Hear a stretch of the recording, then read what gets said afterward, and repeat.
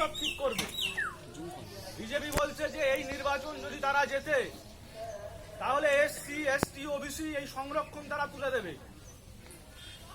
গতকাল তেলেঙ্গানার একটা সভায় অমিত শাহ এই কথা বলে ফেলেছে। তারা বলছে এক দেশ এক ভোট করব, এই পঞ্চায়েত নির্বাচন বিধানসভা নির্বাচন এসব কিছু থাকবে না। মানুষের গণতান্ত্রিক অধিকার কেড়ে নেওয়া হবে, একনায়কতন্ত্র প্রতিষ্ঠা করা হবে। জিনিসপত্রের দাম প্রতিদিন বেড়ে যাচ্ছে, আয়ের সঙ্গে ব্যয়ের কোনো সামঞ্জস্য নেই। আমার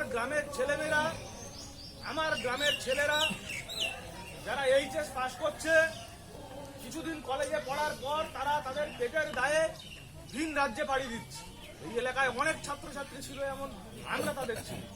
ছাত্রীদের কম বয়সে বিয়ে হচ্ছে, বাবা মা চালাতে পারছে না, কম বয়সে বিয়ে দিয়ে দিচ্ছে ছাত্রীদের।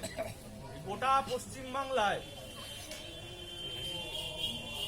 বাল্য বিবাহ গোটা ভারতবর্ষের ভিতরে প্রথম সারিতে চলে এসেছে। এই নির্বাচন তার বিরুদ্ধে। আমার ঘরের ছেলেরা, আমার পাড়ার ছেলেরা এলাকায় কাজ পাবে কি পাবে না, এই নির্বাচন সেই নির্বাচন। শুধুমাত্র তৃণমূলকে হারানো লক্ষ্য নয়, বিজেপিকেও আটকাতে হবে এই নির্বাচন। সে লড়াই আমরা লড়ব। 100 দিনের কাজের টাকা, বামপন্থীরা যখন সংসদে 61 জন, তখন এই 100 দিনের কাজ গরিব মানুষের হাতে কাজ তুলে দাও, গ্রামের মানুষ কাজ করবে। 100 দিনের কাজ শুরু হয়েছিল। আমরা এখন বলছি 100 দিন নয়, 200 দিন কাজ দিতে হবে আর 600 টাকা মজুরি দিতে হবে। আর বিজেপি সরকার এই যে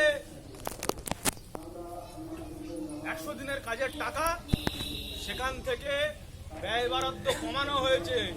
আর এদিকে নাটক করে যাচ্ছে যে তৃণমূল চুরি করেছে, তাই আমরা পশ্চিমবাংলার টাকা আটকে রেখেছি। এই যাদবপুরের সাংসদ মিমি চক্রবর্তী তিনি বুক বাজিয়ে বলতে পারলেন না এই যাদবপুর লোকসভা কেন্দ্রে এতগুলো পঞ্চায়েত আছে, আপনি বিজেপি সরকার, আপনি বলছেন চুরি করেছেন, তাহলে আপনি একজন পঞ্চায়েতের তৃণমূলের পঞ্চায়েতের বিরুদ্ধে এফআইআর করুন। আমার গ্রামের মানুষ 100 দিনের কাজের টাকা পেল না, তখন তিনি কি করছিলেন? তিনি তখন নাচ গান করছিলেন। আমাদের প্রার্থী তো বলেছে নাচ গান ভালো জিনিস, করা ভালো, কিন্তু রাজনীতি করা ভালো নয়। মানুষের কথা যে বলবে, জীবন জীবিকার কথা যারা বলবে, জীবন জীবিকার প্রশ্নে প্রতিটা বাড়িতে বাড়িতে যেতে হবে, আমাদের কথা বলতে হবে, আমাদের হয়ে এই নির্বাচন করতে হবে। সবাই মিলে কাঁধে কাঁধ রেখে এই নির্বাচন যদি আমরা সঠিকভাবে করতে পারি, তাহলে আগামী 5 বছর কেমন থাকবো আমরা সেটা ঠিক হবে। আর এই নির্বাচন যদি আমরা হেলায় ফেলায় ছেড়ে দিই, সেই তো আমাদের দিকে হাওয়া আছে। মানুষ তো তৃণমূলের গালাগাল দিচ্ছে, বিজেপিকে বাজে কথা বলছে 34 সঠিকভাবে নির্বাচন হবে না। সবাই জেনে গেছে 8 থেকে 80 তৃণমূল চোর।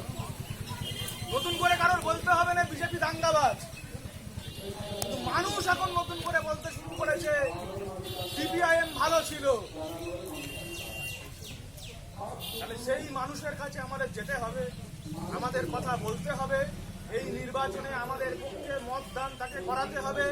আর এই কাজ আপনারা ছাড়া অন্য কেউ পারবে না। যারা বুথে আছে তারাই এই নির্বাচনের আসল নায়ক, আসল নেতা। আপনারাই সেই কাজ পারবেন, এই আশা, এই ভরসা রেখে আরো একবার অভিনন্দন জানিয়ে আমি আমার সংক্ষিপ্ত কথা শেষ করছি। ইনকলাব জিন্দাবাদ, ভারতের কমিউনিস্ট পার্টি মার্ক্সবাদী জিন্দাবাদ।